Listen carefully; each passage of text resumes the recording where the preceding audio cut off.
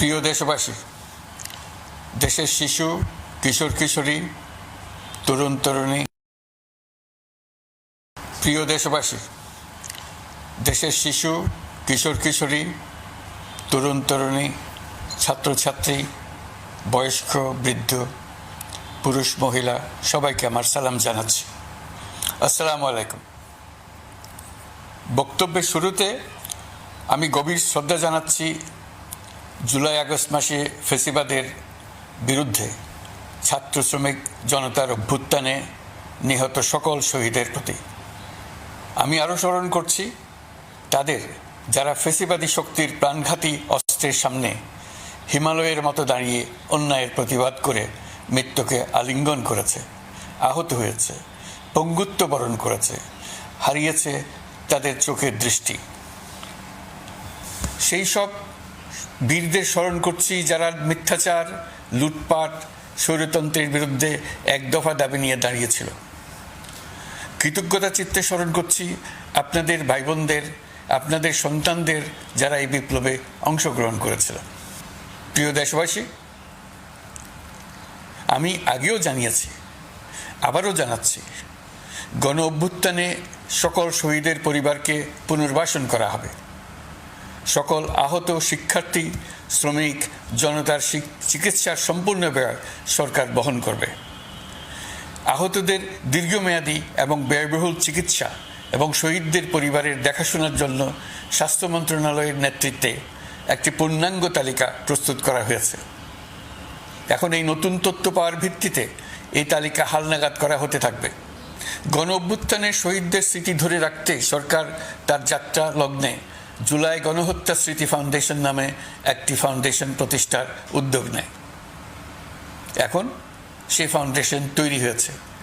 সকল শহীদ পরিবার এবং আহতদের সর্বোত্তম চিকিৎসা সহ তাদের পরিবারের সম্পূর্ণ দায়িত্ব এই ফাউন্ডেশন গ্রহণ করছে। এই ফাউন্ডেশনে দান করার জন্য দেশের সকল মানুষ এবং বিদেশে অবস্থানরত বাংলাদেশিদের আমরা আহ্বান জানাচ্ছি। গত মাসে কুমিল্লা, নোয়াখালী, সিলেট অঞ্চলে আকস্মিক বন্যা এসব এলাকার মানুষকে হতভম্ব করে দিয়েছে। এখানে বেশিরভাগ এলাকায় কোনোদিন বন্যা হয়নি। তারা বন্যা মোকাবেলা করে অভ্যস্ত নন। দেশপ্রেমিক সশস্ত্র বাহিনী তাৎক্ষণিকভাবে বন্যা আক্রান্ত সবাইকে রক্ষার জন্য এগিয়ে আসে। সেনা, নৌ এবং বিমান বাহিনী পরস্পরের সঙ্গে সমন্বয় করে একযোগে কাজে নেমে পড়ার ফলে মানুষের দুর্ভোগ কম হয়েছে। এর পরপরই এনজিও এবং সাধারণ মানুষ দেশের সকল অঞ্চল থেকে দলে দলে এগিয়ে এসছে। আমি বিশেষ করে দেশপ্রেমিক সেনাবাহিনীকে আবারও ধন্যবাদ জানাচ্ছি। দেশের সকল দুর্যোগকালে তারা সবসময় আন্তরিকভাবে এগিয়ে এসছে। বিশেষ করে বন্যা ও শান্তি শৃঙ্খলা রক্ষার কাজে তাদের সৈনিক এবং অফিসাররা দিনের পর দিন যেভাবে দায়িত্ব পালন করেছে তার কোনো তুলনা হয় না। জনজীবনে স্বস্তি ও আত্মবিশ্বাস প্রতিষ্ঠায় তাদের ভূমিকা অনন্য। বাংলাদেশ সশস্ত্র বাহিনীর সকল সদস্যকে আমি ধন্যবাদ জানাই তাদের সততা, ত্যাগ ও অসীম দেশপ্রেমের জন্য। দেশের স্বাধীনতা সংগ্রাম থেকে শুরু করে বন্যা, খরা, ঝড়, বৃষ্টি, ঘূর্ণিঝড়, সকল প্রাকৃতিক দুর্যোগে আপনারা সকলের শেষ ভরসার স্থান। দেশের প্রতিটি ক্রান্তিলগ্নে আপনারা দেশের মানুষের পাশে থেকেছেন। দেশের স্বাধীনতার পক্ষে, সার্বভৌমত্বের পক্ষে অবস্থান নিয়েছেন। দেশ গঠনে আপনারা সবার আগে এগিয়ে এসছেন। বিগত জুলাই হতে শুরু হওয়া গণ অভ্যুত্থান, বন্যা, নিরাপত্তা প্রদান, অস্ত্র উদ্ধার সহ সকল কার্যক্রমে আপনারা সফলভাবে দিনরাত কাজ করে যাচ্ছেন। সরকার ও জনগণের পক্ষ থেকে আমি আপনাদের প্রতি কৃতজ্ঞতা জানাচ্ছি। বন্যা আমাদের জনজীবনে আরেকটি দিক উন্মোচন করল। দেশের সকল জায়গায় মানুষের সক্রিয় সহানুভূতির জোয়ার উঠেছিল অবিশ্বাস্য মাত্রায়।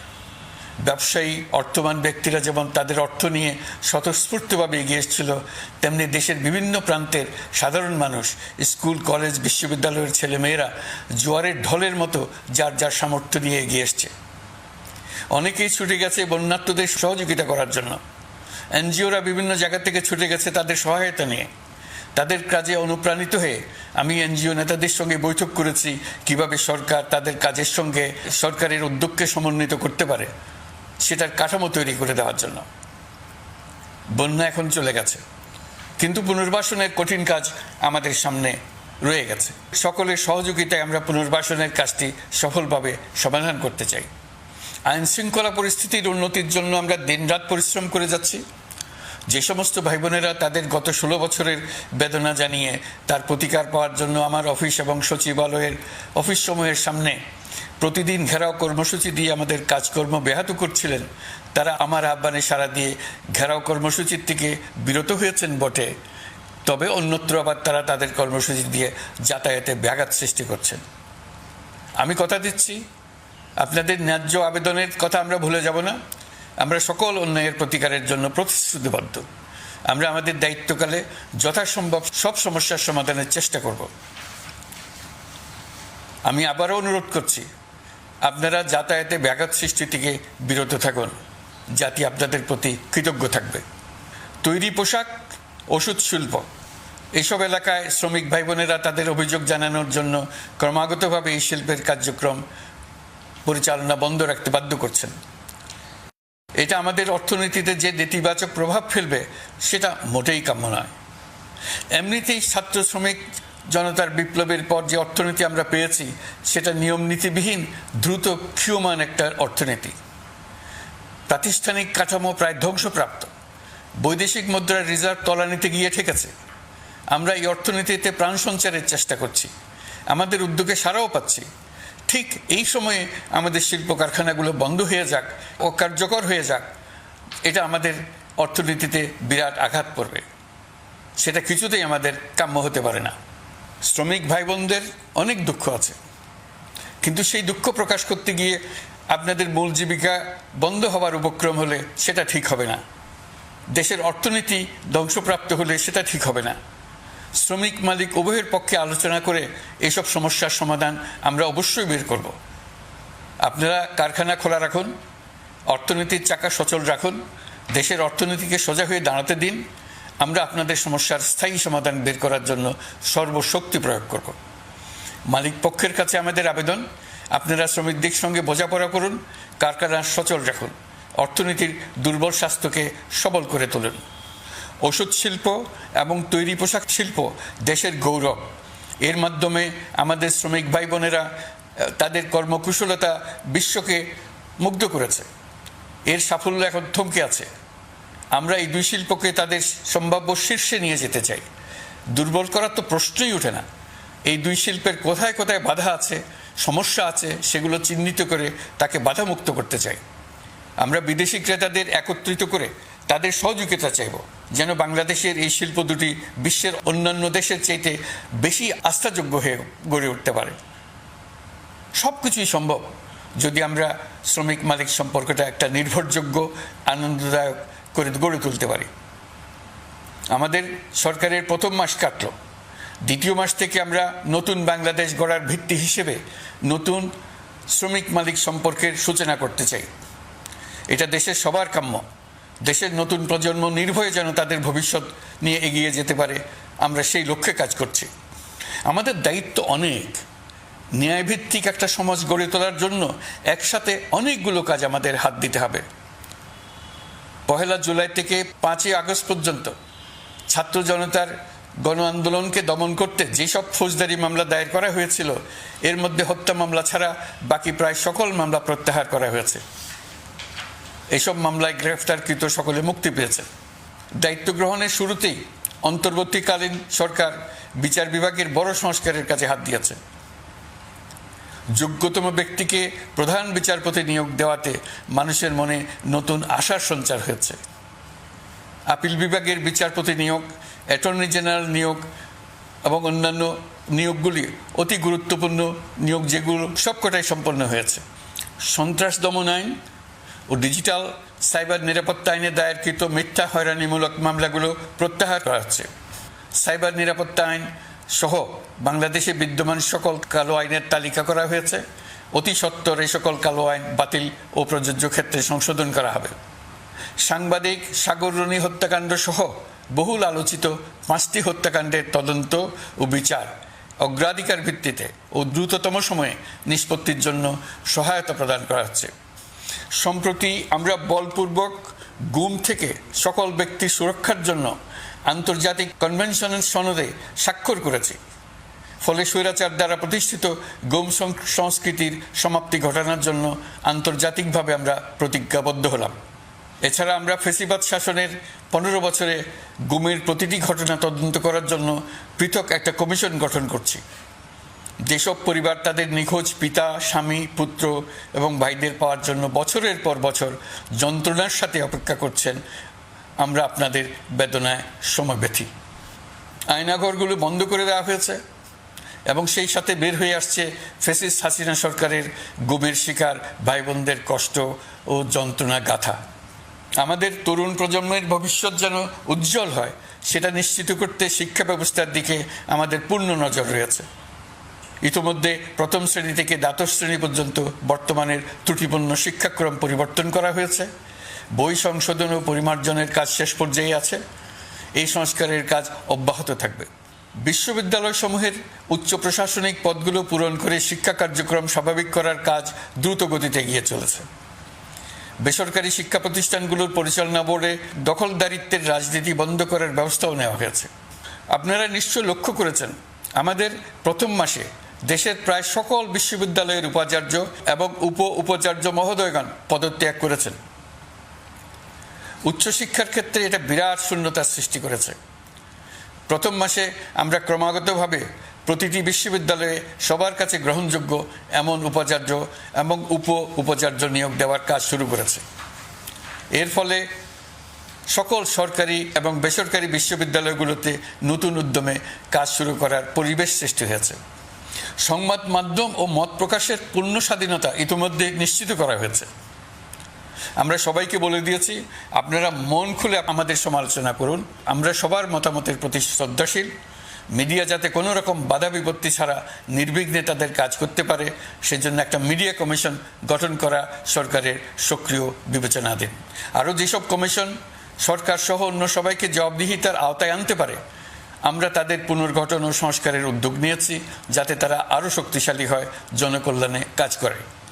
দায়িত্ব গ্রহণের পর বিভিন্ন দেশের সরকার প্রধান টেলিফোনে এবং শুভেচ্ছা বার্তা পাঠিয়ে আমাকে অভিনন্দন জানিয়েছেন। বিভিন্ন দেশের রাষ্ট্রদূত এবং হাই কমিশনার বৃন্দ আমার সাথে সাক্ষাৎ করে দ্বিপাক্ষিক সহযোগিতা বৃদ্ধির আশ্বাস দিয়েছেন। আমার অনুরোধে সংযুক্ত আরব আমিরাতের 57 জন বাংলাদেশি যারা ফ্যাসিবাদ বিরোধী বিক্ষোভে অংশগ্রহণ করা বিভিন্ন মেয়াদে কারাদণ্ডে দণ্ডিত হয়েছিলেন, তাদের সাধারণ ক্ষমা ঘোষণা করেছেন সে দেশের সরকার। ইতিমধ্যে তাদের কয়েকজন দেশে ফিরে এসেছেন। এই ক্ষমা প্রদর্শন ছিল অতি বিরল একটি ঘটনা। এই জন্য আমি সংযুক্ত আরব আমিরাতের রাষ্ট্রপতি শেখ মোহাম্মদ বিন জায়েদ আল নাহিয়ানকে ধন্যবাদ ও কৃতজ্ঞতা জানিয়েছি আপনাদের সবার পক্ষ থেকে। যে সমস্ত সরকার প্রধানের সঙ্গে আমার টেলিফোনে যোগাযোগ হয়েছে, তাদের মধ্যে রয়েছেন ভারতের প্রধানমন্ত্রী নরেন্দ্র মোদী, পাকিস্তানের প্রধানমন্ত্রী শাহবাজ শরীফ। আমরা ভারত এবং অন্যান্য প্রতিবেশী রাষ্ট্রসমূহের সঙ্গে সুসম্পর্ক চাই, তবে সেই সম্পর্ক হতে হবে ন্যায্যতা এবং সমতার ভিত্তিতে। ভারতের সাথে আমরা ইতিমধ্যে বন্যা মোকাবেলায় উচ্চ পর্যায়ে দ্বিপাক্ষিক সহযোগিতার আলোচনা শুরু করেছি। দক্ষিণ এশিয়ায় আঞ্চলিক সহযোগিতা বৃদ্ধির লক্ষ্যে আমি সার্ক রাষ্ট্রগোষ্ঠী পুনর্জীবিত করার উদ্যোগ নিয়েছি। আমরা চাই আমাদের দেশ যেন একটি গণতান্ত্রিক দেশ হিসেবে বিশ্বের কাছে সম্মানের সাথে পরিচিত হয়। দেশের পরিকল্পনা যেন দেশের মানুষ কেন্দ্রিক হয়, কোনো নেতা বা দল কেন্দ্রিক না হয়। আমরা স্বৈরাচারী হাসিনা সরকারের অহেতুক কোটি কোটি টাকা ব্যয়ের প্রকল্প বাস্তবায়িত হতে দেখেছি, যেগুলো কখনোই দেশের মানুষের জন্য ছিল না, বরং এর সাথে জড়িত ছিল কুৎসিত আমিত্ব এবং বিশাল আকারের চুরি। চলমান এবং প্রস্তাবিত সকল উন্নয়ন প্রকল্পগুলোর যাচাই বাছাই করার কাজ ইতিমধ্যে আমরা শুরু করেছি। প্রকল্প বাস্তবায়নের পর্যায় বিবেচনা করে বাকি কাজে ব্যয়ের সাশ্রয় এমনকি প্রয়োজন মতে তা বাতিল করার কথা বিবেচনা করা হবে। দেশের মানুষকে আর ফাঁকি দেওয়া চলবে না। কর্মসংস্থান তৈরি করবে এমন প্রকল্পগুলোকে আমরা অগ্রাধিকার দেব। লুটপাট ও পাচার হয়ে যাওয়া অর্থ ফিরিয়ে আনার উদ্যোগ আমরা নিয়েছি। আর্থিক খাতে শৃঙ্খলা ফিরিয়ে আনতে একটা ব্যাংকিং কমিশনও গঠন করার উদ্যোগ নেওয়া হয়েছে। বিভিন্ন ব্যাংকের পরিচালনা পরিষদ পুনর্গঠন করা হয়েছে। ব্যাংকিং খাতে এই 1 মাসে বিরাট পরিবর্তন এসেছে, আপনারা নিশ্চয়ই সেটা লক্ষ্য করেছেন। আমরা এই খাতে নিয়ম নীতি প্রতিষ্ঠা করতে পেরেছি। আরও অনেক কাজ বাকি রয়ে গেছে। প্রথম মাসের কাজ হিসেবে শুধু প্রধান কাজগুলো করেছি। তার সঙ্গে রয়েছে আরও অনেক পরবর্তী কাজ। ফ্যাসিবাদী সরকার লুটপাট করার জন্য নতুন করে 60,000 কোটি টাকা ছাপিয়ে বাজারে ছাড়ার কারণে মুদ্রাস্ফীতির শিকার হয়েছে দেশের মানুষ। এই অতুলনীয় মুদ্রাস্ফীতি নিয়ন্ত্রণ অন্তর্বর্তী সরকারের অন্যতম প্রধান লক্ষ্য। মুদ্রাস্ফীতি নিয়ন্ত্রণের লক্ষ্যে পলিসি সুদের হার বৃদ্ধি করে 9% উন্নীত করা হয়েছে। মূল্যস্ফীতি থেকে সাধারণ মানুষকে সুরক্ষা দেওয়ার উদ্দেশ্যে ওএমএস খাদ্যবান্ধব কর্মসূচি সহ সুলভ মূল্যে প্রান্তিক মানুষের কাছে নিত্য প্রয়োজনীয় দ্রব্য সরবরাহ চলমান রাখা হয়েছে। মূল্যস্ফীতি মোকাবেলায় চলতি অর্থ বছরে চাল ও গম আমদানির জন্য 5,800 কোটি টাকা, আভ্যন্তরীণ সংগ্রহের জন্য 8,900 কোটি টাকা এবং খাদ্য ভর্তুকির 3টি প্রোগ্রামের জন্য 7,360 কোটি টাকা বরাদ্দ রাখা হয়েছে।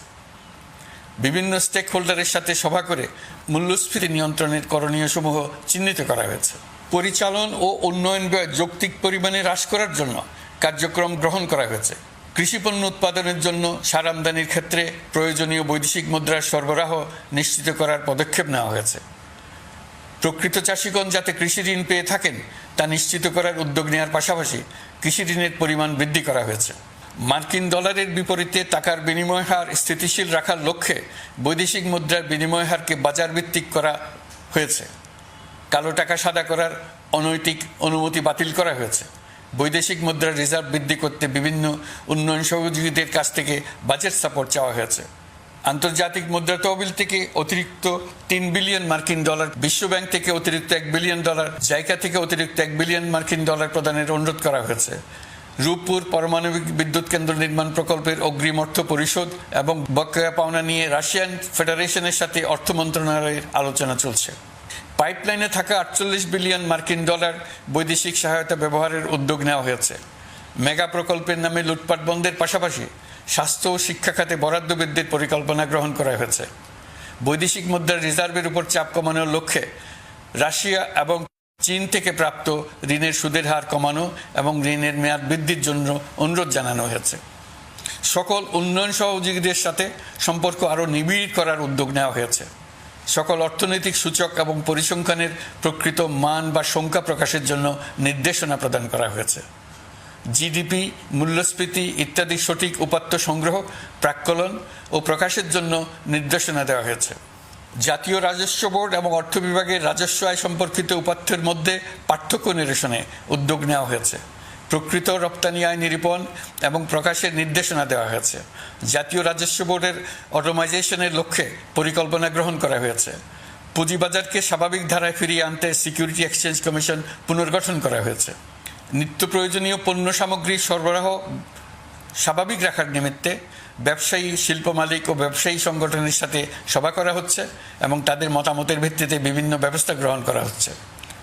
বিদ্যমান মজুদ ও ঘাটতি মূল্যায়ন করে ভবিষ্যৎ চাহিদা পর্যালোচনা করে স্থানীয় উৎপাদন বৃদ্ধির পাশাপাশি আমদানি পর্যায়ে বিভিন্ন জটিলতা দূরীকরণ, বন্দর ও বড় মোকাম সহ পরিবহন ব্যবস্থার বিভিন্ন সমস্যা সমাধানে সংশ্লিষ্ট সকল মন্ত্রণালয়, দপ্তর, বিভাগকে প্রয়োজনীয় নির্দেশ দেওয়া হয়েছে। এই জন্য তেল, চিনি, ডিম ও মাংস উৎপাদনকারী বৃহৎ প্রতিষ্ঠানসমূহের সাথে সভা ও মতবিনিময় করা হচ্ছে। নিত্য প্রয়োজনীয় কিছু দ্রব্যাদি যেমন পেঁয়াজ, আলু এসবের দাম আরও কমানোর জন্য বিদ্যমান শুল্ক হার হ্রাসের বিষয়ে এনবিআরকে প্রয়োজনীয় নির্দেশনা দেওয়া হয়েছে। ইতোমধ্যে এনবিআর পেঁয়াজ, আলু ও কতিপয় কীটনাশকের ক্ষেত্রে আমদানি শুল্ক হ্রাস এবং ক্ষেত্র বিশেষে রেগুলেটরি শুল্ক প্রত্যাহার করে এসআরও জারি করেছে। নিম্ন আয়ের 1 কোটি পরিবারকে টিসিবির মাধ্যমে হ্রাসকৃত মূল্যে কিছু পণ্য যেমন পরিবার প্রতি চাল মাসে 5 কেজি, সয়াবিন তেল মাসে 2 কেজি, মসুর ডাল মাসে 2 কেজি দেওয়া হচ্ছে। এটি সামনের দিনগুলোতে অব্যাহত রাখা হবে। সরকার দায়িত্ব গ্রহণের পর জনপ্রত্যাশা অনুযায়ী বিদ্যুৎ, জ্বালানি ও খনিজ সম্পদ মন্ত্রণালয় হতে বিদ্যুৎ ও জ্বালানির দ্রুত সরবরাহ বৃদ্ধি আইনের অধীনে চলমান সকল প্রকার নেগোসিয়েশন, প্রকল্প বাছাই এবং ক্রয় প্রক্রিয়াকরণ কার্যক্রম আপাতত স্থগিত করা হয়েছে। গত 1.5 দশকে এই আইন ব্যবহার করে লক্ষ কোটি টাকা লুটপাট হয়েছে। বিদ্যুৎ, জ্বালানি ও খনিজ সম্পদ মন্ত্রণালয়ের আওতাধীন কোম্পানিসমূহে অধিকতর স্বচ্ছতা ও জবাবদিহিতা আনার লক্ষ্যে কোম্পানিসমূহের পরিচালনা পর্ষদ পুনর্গঠন করা হয়েছে। প্রকৌশল, ভূতত্ত্ব এবং খনিজ হিসাব বিষয়ে অধ্যয়ন করেছে এমন ছাত্র প্রতিনিধি অন্তর্ভুক্ত করার জন্য উদ্যোগ গ্রহণ করা হয়েছে। এই খাতে অধিকতর সক্ষমতা, গতিশীলতা এবং জবাবদিহিতা নিশ্চিত করার লক্ষ্যে বিশেষজ্ঞগণের সমন্বয়ে একটি কমিটি গঠন করা হয়েছে। জ্বালানি তেলের মূল্য জনপ্রত্যাশা অনুযায়ী সহনশীল রাখতে অকটেন ও পেট্রোলের দাম 6 টাকা, ডিজেল ও কেরোসিনের দাম 1 টাকা 25 পয়সা কমানো হয়েছে। 37 দিন বন্ধ থাকার পর গত 25 আগস্ট হতে মিরপুর 10 ও কাজীপাড়া স্টেশন ছাড়া বাকি সব স্টেশনে মেট্রো রেল পুনরায় চালু করা হয়েছে। ভুয়া মুক্তিযোদ্ধাদের চিহ্নিত করার লক্ষ্যে বিশেষ করে মুক্তিযুদ্ধের সময় যাদের বয়স 12.5 বছরের কম ছিল তাদের মুক্তিযুদ্ধ তালিকা হতে বাতিলের জন্য সুপ্রিম কোর্টে লিভ টু আপিলের পদক্ষেপ গ্রহণ করা হয়েছে। মুক্তিযোদ্ধা কল্যাণ ট্রাস্টের আওতাধীন বেদখলকৃত স্থাবর সম্পত্তি উদ্ধারে প্রয়োজনীয় ব্যবস্থা গ্রহণ করা হয়েছে। গৃহায়ন ও গণপূর্ত মন্ত্রণালয় কর্তৃক গৃহীত বরিশাল, রংপুর, ময়মনসিংহ উন্নয়ন কর্তৃপক্ষ আইন এর খসড়া তৈরির কার্যক্রম নেওয়া হয়েছে। পূর্বাচল নতুন শহর প্রকল্প, ঢাকার আশেপাশে স্যাটেলাইট সিটি নির্মাণের রোডম্যাপ চূড়ান্তকরণের উদ্যোগ নেওয়া হয়েছে। বিধি বহির্ভূত প্রদত্ত প্লট ও ফ্ল্যাটের বরাদ্দ বাতিলের উদ্যোগ নেওয়া হয়েছে। প্রিয় দেশবাসী, আপনাদের আমাদের সন্তানদের জন্য একটি গণতান্ত্রিক বাংলাদেশের রূপরেখা তৈরি করতে আমরা দৃঢ় প্রতিজ্ঞ। আর যেন আমাদের কোনো স্বৈরাচারের হাতে পড়তে না হয়। আমরা যাতে বলতে পারি আমরা একটি গণতান্ত্রিক দেশে বসবাস করি, আমরা যাতে সকলেই দাবি করতে পারি যে এই দেশটি আমাদের, আমরা সেই লক্ষ্যেই কাজ করছি। কেউ আইন নিজের হাতে তুলে নেবেন না। আইন নিজের হাতে তুলে নিয়ে কেউ সমাজে বিশৃঙ্খল পরিবেশ সৃষ্টি করলে আমরা তাকে অবশ্যই শাস্তির আওতায় নিয়ে আসব। আমরা একটি সাম্প্রদায়িক সম্প্রীতির দেশ। ধর্মীয় সম্প্রীতি বিনষ্ট হয় এমন কোনো কাজ কেউ কোনোভাবেই করবেন না। অতীতে শুধুমাত্র আওয়ামী মতাদর্শী না হওয়ার কারণে 28তম থেকে 42তম BCS পর্যন্ত BPSC কর্তৃক সুপারিশকৃত অনেক প্রার্থী নিয়োগ বঞ্চিত হয়েছেন। 8ই আগস্ট পরবর্তী সময়ে এর মধ্যে এদের 259 জনকে নিয়োগ দেওয়া হয়েছে। মাঠ প্রশাসনকে জনবান্ধব এবং দুর্নীতিমুক্ত জবাবদিহিমূলকভাবে গড়ে তোলার জন্য সব ধরনের উদ্যোগ নেওয়া হয়েছে। সরকারি কর্মচারীদের বাধ্যতামূলকভাবে সম্পদ বিবরণী দাখিলের নির্দেশ দেওয়া হয়েছে এবং এটা প্রতি বছর তাদেরকে করতে হবে। ধ্বংস হয়ে পড়া একটা জনপ্রশাসনকে নিয়ে যাত্রা শুরু করেছি। মন্ত্রণালয়গুলোর উচ্চতম পদে যারা নিয়োজিত ছিলেন তারা অনেকে দায়িত্ব ছেড়ে চলে গেছেন, কিংবা পদে থাকলেও সহকর্মীদের চাপের মুখে কাজ করতে পারছিলেন না, বাধ্য হয়ে পদত্যাগ করেছেন। আর যারা 16 বছরের স্বৈরাচারী শাসনের আমলে পদত্যাগে বাধ্য হয়েছিলেন কিংবা দায়িত্ববিহীন অবস্থায় একই পদে থেকে বাধ্য হয়েছেন, তাদের সবার কথা বিবেচনা নিয়ে জনপ্রশাসনকে নতুন করে দাঁড় করানোই ছিল আমাদের প্রথম মাসে কঠিনতম সময়। আবার সকল সমস্যার সমাধান করে একটি নতুন জনপ্রশাসন কাঠামো দাঁড় করাতে পেরেছি, এটাই আমাদের প্রথম মাসের সবচাইতে বড় অর্জন। আমার বিশ্বাস এই জনপ্রশাসন জনগণের ইচ্ছা পূরণে সর্বোচ্চ অবদান রাখতে পারবে। অতি স্বল্প জনবল নিয়ে দাপ্তরিক কার্যক্রম শুরু করা হলেও প্রথম দিকে বিভিন্ন মন্ত্রণালয় ও বিভাগ থেকে পাঠানো বিবিধ প্রস্তাব দ্রুত গতিতে এবং আইনগত সমস্ত বাধ্যবাধকতা মেনে সিদ্ধান্ত নেওয়া হয়েছে। গত 1 মাসে বিভিন্ন মন্ত্রণালয় ও বিভাগ 198টি অতি গুরুত্বপূর্ণ বিষয়ে সিদ্ধান্ত নিয়েছে। জনপ্রশাসনের 135 জন অতিরিক্ত সচিব, 227 জন যুগ্ম সচিব এবং 120 জন উপসচিবকে পদোন্নতি প্রদান করা হয়েছে। 59টি জেলার জেলা প্রশাসককে প্রত্যাহার করা হয়েছে এবং নতুন 59 জন জেলা প্রশাসককে নিয়োগ দেওয়া হয়েছে। 67 জন কর্মকর্তার চুক্তিভিত্তিক নিয়োগ বাতিল করা হয়েছে। 10 জন যুগ্ম সচিব, 8 জন অতিরিক্ত সচিব, 6 জন সচিবকে ওএসডি করা হয়েছে। বাংলাদেশ পুলিশের 80 জন ডিআইজি, 30 জন পুলিশ সুপার সহ 110 জনকে পদোন্নতি প্রদান করা হয়েছে। 1 জন ডিআইজি, 1 জন এডিশনাল ডিআইজি, 4 জন পুলিশ সুপারকে চাকরিতে পুনর্বহাল করা হয়েছে। আইজিপি সহ 10 জন অতিরিক্ত আইজি, 88 জন ডিআইজি, 21 জন এডিশনাল ডিআইজি, 177 জন পুলিশ সুপার সহ মোট 297 জন কর্মকর্তাকে বদলি করা হয়েছে। ছাত্র শ্রমিক জনতার বিপ্লবের মূল লক্ষ্য ছিল গণভবন। এটা ছিল স্বৈরাচারের কেন্দ্রবিন্দু। এই সরকার বিপ্লবের প্রতি সম্মান দেখিয়ে গণভবনকে বিপ্লবের জাদুঘর হিসেবে ঘোষণা দিয়েছে। ছাত্র জনতার ক্ষোভকে স্থায়ীভাবে তুলে ধরার জন্য গণভবনের আর কোনো সংস্কার করা হবে না। ছাত্র জনতার ক্ষোভের মুখে তা যে অবস্থায় দাঁড়িয়েছিল সেই অবস্থায় তাকে রাখা হবে। যেসব মূল্যবান সামগ্রী জনতা নিয়ে গিয়েছিল সেগুলো অনেক ফেরত দিয়ে গেছেন। যারা নিয়ে গিয়েছেন তারা নিজেরাই ফেরত দিয়ে গেছেন। তাদের আমরা দেশবাসীর পক্ষ থেকে ধন্যবাদ জানাচ্ছি। আরও কিছু জিনিস পাওয়া যায়নি, যারা নিয়ে গেছেন তাদের কাছে আমাদের অনুরোধ থাকবে তারা যেন এইসব সামগ্রী ফেরত দিয়ে যান। আমরা উল্লেখ করব, এইসব বিক্ষুব্ধ জনতা নিয়ে গিয়েছিল, কিন্তু বিজয়ের পর তারা আবার জাদুঘরের প্রতি সম্মান দেখিয়ে এগুলো ফেরত দিয়ে গিয়েছেন। আমরা নতুন বাংলাদেশকে একটা পরিবেশ বান্ধব এবং জীববৈচিত্র্যময় দেশ হিসেবে গড়ে তোলার উদ্যোগ নিয়েছি। এটি তরুণদের আকাঙ্ক্ষা, আমাদের সবারই আকাঙ্ক্ষা। সেই লক্ষ্যে আমি প্রথমেই একটি ক্ষুদ্র পদক্ষেপ নিয়েছি। আমার বাসভবন এবং সমগ্র সচিবালয়ে প্লাস্টিকের পানির বোতল ব্যবহার নিষিদ্ধ করেছে। ইতিমধ্যে সুপার শপগুলোতে পলিথিনের শপিং ব্যাগ ব্যবহার বন্ধ করার উদ্যোগ নেওয়া হয়েছে। গত কয়েক দশকে যে পরিমাণ নদী দূষণ হয়েছে, আমরা তা বন্ধ করার উদ্যোগ নিয়েছি। আমরা সংস্কার চাই, আমাদের একান্ত অনুরোধ। আমাদের উপর যে সংস্কারের গুরু দায়িত্ব দিয়েছেন, সেই দায়িত্ব দিয়ে আপনারা দর্শকের গ্যালারিতে চলে যাবেন না, আপনারা আমাদের সঙ্গে থাকুন। আমরা একসঙ্গে সংস্কার করব, এটা আমাদের সবার দায়িত্ব। আপনারা নিজ নিজ জগতে সংস্কার আনুন। একটা জাতির সংস্কার শুধু সরকারের সংস্কার হলে হয় না। আপনি ব্যবসায়ী হলে আপনার ব্যবসায়ী সংস্কার আনুন। ব্যবসায়ী গোষ্ঠীরা তাদের নিজ নিজ সমিতির মাধ্যমে সংস্কার আনুন। সমিতিতে সংস্কার আনুন, নতুন করে সমিতি গঠনতন্ত্র সংশোধন করুন। আপনি শ্রমিক হলে আপনার ক্ষেত্রে আপনি সংস্কার করুন। আপনি রাজনৈতিক নেতাকর্মী হলে আপনার ক্ষেত্রে সংস্কার করুন। আপনি প্রতিষ্ঠান প্রধান হলে আপনার প্রতিষ্ঠানে সংস্কার আনুন। আমি এটাকে সুযোগ হিসেবে গ্রহণ করার জন্য সবাইকে আহ্বান জানাচ্ছি। এই সংস্কারের মাধ্যমে আমরা জাতি হিসেবে নতুনভাবে যাত্রা শুরু করতে চাই। আমাদের এই যাত্রা আমাদেরকে পৃথিবীর একটা সম্মানিত জাতি হিসেবে প্রতিষ্ঠিত করুক, এটাই আমাদের সবার কাম্য, এটাই আমাদের সবার লক্ষ্য। গত এক মাসে আমি বেশ কিছু রাজনৈতিক দলের সঙ্গে পৃথকভাবে বসছি, তাদের সঙ্গে মতামত বিনিময় করেছি। তারা আমাদের উৎসাহিত করেছেন, ছাত্র শ্রমিক জনতার বিপ্লবের লক্ষ্যের প্রতি সমর্থন জানিয়েছেন, সংস্কারের কাজে পূর্ণ সহযোগিতার দেওয়ার আশ্বাস দিয়েছেন। আমি দেশের বিশিষ্ট সম্পাদক বৃন্দের সঙ্গে মত বিনিময় করেছি, তারাও সংস্কারের কাজে পূর্ণ সহযোগিতা দেওয়ার আশ্বাস দিয়েছেন। তারা বিভিন্ন বিষয়ে মূল্যবান পরামর্শ দিয়েছেন। সবার পরামর্শ নিয়ে এখন আমাদের অগ্রসর হওয়ার পালা। আমি বিশিষ্ট ব্যবসায়ীদের সঙ্গে বৈঠক করেছি, তাদের কাছে আমাদের সরকারের লক্ষ্যগুলো ব্যাখ্যা করেছি, তারাও আমাদের লক্ষ্যের সঙ্গে একমত প্রকাশ করেছেন। আপনারা জানেন, ছাত্র শ্রমিক জনতার ঐতিহাসিক জুলাই গণ অভ্যুত্থানের মুখে এবং হাজারো মানুষের আত্মদানের বিনিময়ে বাংলাদেশে ফ্যাসিস্ট সরকারের পতন হয়েছে। এই গণ অভ্যুত্থানের বার্তা ও আকাঙ্ক্ষা বাস্তবায়নের জন্য একটি অভূতপূর্ব সময় ও সুযোগ আমরা এর মধ্য দিয়ে অর্জন করেছি। এর বাস্তবায়ন তথা বাংলাদেশের ফ্যাসিজম বা স্বৈরতান্ত্রিক শাসন পুনরাবৃত্তির আশঙ্কা রোধ এবং জনমালিকানা ভিত্তিক কল্যাণমুখী জনস্বার্থে নিবেদিত একটি রাষ্ট্র ব্যবস্থা প্রবর্তনের লক্ষ্যে কিছু জাতীয় ভিত্তিক সংস্কার সম্পন্ন করা জরুরি হয়ে পড়েছে।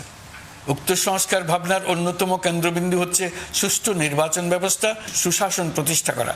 আমরা যেহেতু জনগণের ভোটাধিকার ও জনগণের মালিকানায় বিশ্বাস করি, সেহেতু নির্বাচন ব্যবস্থার উন্নয়নে আমাদের সংস্কার ভাবনায় গুরুত্ব পেয়েছে অধিক। আমরা মনে করি নির্বাচনের নামে সংখ্যাগরিষ্ঠতার একাধিপত্য ও দুঃশাসন মানুষের উপর চাপিয়ে দেওয়া বা এর মাধ্যমে এক ব্যক্তি বা এক পরিবার বা কোনো গোষ্ঠীর কাছে সকল ক্ষমতা কক্ষীগত করে রাখার কোনো ক্রমেই গ্রহণযোগ্য নয়। এসব আশঙ্কা রোধ করার জন্য নির্বাচনের সাথে সম্পর্কিত নির্বাচন কমিশন সহ অন্যান্য প্রতিষ্ঠানগুলোর সংস্কারের কথা আমরা ভাবছি। নির্বাচন ব্যবস্থার সাথে সম্পর্কিত প্রতিষ্ঠান হিসেবে পুলিশ প্রশাসন, জনপ্রশাসন, বিচার প্রশাসন, দুর্নীতি দমন কমিশন, এই 4টি প্রতিষ্ঠানের সংস্কার করা সুষ্ঠু ও অবাধ নির্বাচনের জন্য অপরিহার্য। এসব প্রতিষ্ঠানের সংস্কার জনমালিকানা ভিত্তিক, জবাবদিহিমূলক এবং কল্যাণমূলক রাষ্ট্র ব্যবস্থা প্রতিষ্ঠায় অবদান রাখবে বলে আমি বিশ্বাস করি। এর পাশাপাশি সমাজের সকল স্তরের মানুষের প্রতিনিধিত্ব ও স্বার্থ নিশ্চিত করার জন্য এবং জুলাই গণ অভ্যুত্থানের বার্তাকে প্রতিফলিত করার জন্য সাংবিধানিক সংস্কারের প্রয়োজন আমরা অনুভব করছি। এসব বিষয়ে সংস্কার করার প্রাথমিক পদক্ষেপ হিসেবে আমরা প্রাথমিকভাবে 6টি কমিশন গঠন করার সিদ্ধান্ত নিয়েছি। এসব কমিশনের কাজ পরিচালনার জন্য বিষয়ভিত্তিক অভিজ্ঞতা বিবেচনা করে 6 জন বিশিষ্ট নাগরিকের নেতৃত্বে এই কমিশনগুলো পরিচালনা করার দায়িত্ব দিয়েছি। এরপর আরও বিভিন্ন বিষয়ে কমিশন গঠন করার প্রক্রিয়া আমরা অব্যাহত রাখব। নির্বাচন ব্যবস্থা সংস্কার কমিশনের প্রধান হিসেবে দায়িত্ব পালন করবেন ডক্টর বদিউল আলম মজুমদার। পুলিশ প্রশাসন সংস্কার কমিশনের প্রধান হিসেবে কাজ করবেন জনাব সরফরাজ চৌধুরী। বিচার বিভাগ সংস্কার কমিশনের প্রধান হিসেবে দায়িত্ব পালন করবেন বিচারপতি শাহ আবু নাঈম মমিনুর রহমান। দুর্নীতি দমন সংস্কার কমিশনের প্রধান হিসেবে দায়িত্ব পালন করবেন ডক্টর ইফতেখারুজ্জামান। জনপ্রশাসন সংস্কার কমিশনের প্রধান হিসেবে দায়িত্ব পালন করবেন জনাব আব্দুল মুহিত চৌধুরী। সংবিধান সংস্কার কমিশনের প্রধান হিসেবে দায়িত্ব পালন করবেন ডক্টর স্বাধীন মালিক। এসব কমিশনের অন্য সদস্যদের নাম কমিশন প্রধানদের সাথে আলোচনা করে ঠিক করা হবে। কমিশনগুলোর আলোচনা ও পরামর্শ সভায় উপদেষ্টা পরিষদের সদস্য, ছাত্র, শ্রমিক জনতা আন্দোলনের প্রতিনিধি, নাগরিক সমাজ ও রাজনৈতিক দলের প্রতিনিধিরা উপস্থিত থাকবেন। পূর্ণাঙ্গভাবে গঠিত হওয়ার পর কমিশন আনুষ্ঠানিকভাবে তাদের কাজ আগামী 1 অক্টোবর থেকে শুরু করতে পারবে বলে আমি আশা করছি এবং এটি পরবর্তী 3 মাসের মধ্যে সম্পন্ন হবে বলে আমরা ধারণা করছি। কমিশনের রিপোর্টের ভিত্তিতে সরকার পরবর্তী পর্যায়ে প্রধান রাজনৈতিক দলগুলোর সাথে পরামর্শ সভার আয়োজন করবে।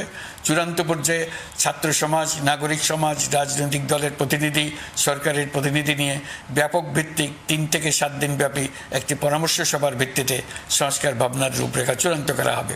এতে এই রূপরেখা কীভাবে বাস্তবায়ন হবে তার একটি ধারণাও দেওয়া হবে। এই আয়োজন জুলাই গণ অভ্যুত্থানের বার্তা বাস্তবায়ন ও রাষ্ট্র পুনর্নির্মাণ তাগিদের ঐক্যবন্ধনে গোটা জাতিকে শক্তিশালী ও আশাবাদী করে তুলবে বলে আমাদের বিশ্বাস। প্রিয় দেশবাসী, আমাদের সামনে অনেক কাজ, সবাই মিলে একই লক্ষ্যে আমরা অগ্রসর হতে চাই।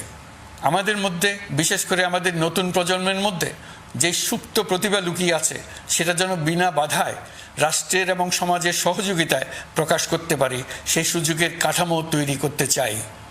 সকলে মিলে আমাদের পরিবারের প্রতিটি সদস্যকে, সে ঝাড়ুদার হোক, ছাত্র হোক, শিক্ষক হোক, যে কোনো ধর্মের হোক, সবার সমান অধিকার নিশ্চিত করতে চাই। এই হলো আমাদের সংস্কারের মূল লক্ষ্য। আসুন ছাত্র শ্রমিক জনতার এই বিপ্লবের লক্ষ্যকে আমরা দ্রুত বাস্তবায়ন করি। আমাদের প্রথম মাসে আমরা যেই গতিতে, যে উদ্যম নিয়ে কাজ এগিয়ে নিয়ে যাওয়ার কথা চিন্তা করেছিলাম সেটা হয়তো করতে পারিনি বাস্তব অবস্থার পরিপ্রেক্ষিতে। দেশের আইনশৃঙ্খলা পরিস্থিতি স্বাভাবিক রাখা গেলে আশা করি আমরা আমাদের গতি অনেক বাড়াতে পারবো। এই জন্য দেশের সকল মানুষের কাছে, শিক্ষক, ছাত্রছাত্রী, কৃষক, শ্রমিক, পেশাজীবী, বড় ব্যবসায়ী, ক্ষুদ্র ব্যবসায়ী, দিনমজুর, গৃহিণী, সকলের সহযোগিতা চেয়েছি। আমাদের কাজ বড় কঠিন, কিন্তু জাতি হিসেবে এবার ব্যর্থ হওয়ার কোনো অবকাশ আমাদের নেই। আমাদেরকে সফল হতেই হবে। এই সাফল্য আপনাদের কারণেই আসবে, আপনার সহযোগিতার কারণেই আসবে। আমাদের কাজ হবে আপনার আমার স্বপ্নকে বাস্তবে রূপায়িত করা। এখন আমরা আমাদের 2য় মাস শুরু করছি। আমাদের 2য় মাসে যেন আপনাদের মনে দৃঢ় আস্থা সৃষ্টি করতে পারি, সেই চেষ্টা করে যাব। ধৈর্য ধরুন, এই কথাটি আমি মোটেই আপনাদের বলবো না। আমরা সবাই অধৈর্য হয়ে পড়েছি। এত সব কাজ কখন যে শেষ হবে এটা চিন্তা করে আমরা অধৈর্য হব, কেন হব না? কিন্তু সঠিকভাবে কাজ করব, কাজে কোনো অধৈর্যের চিহ্ন রাখব না। প্রিয় দেশবাসী, দেশের শিশু, কিশোর কিশোরী, তরুণ তরুণী, ছাত্রছাত্রী, বয়স্ক, বৃদ্ধ, পুরুষ, মহিলা, সবাইকে আবারও আমার সালাম জানাচ্ছি। আসসালামু আলাইকুম। আপনাদের সবাইকে ধন্যবাদ জানাচ্ছি। মহান আল্লাহ আমাদের সকলের সহায় হন।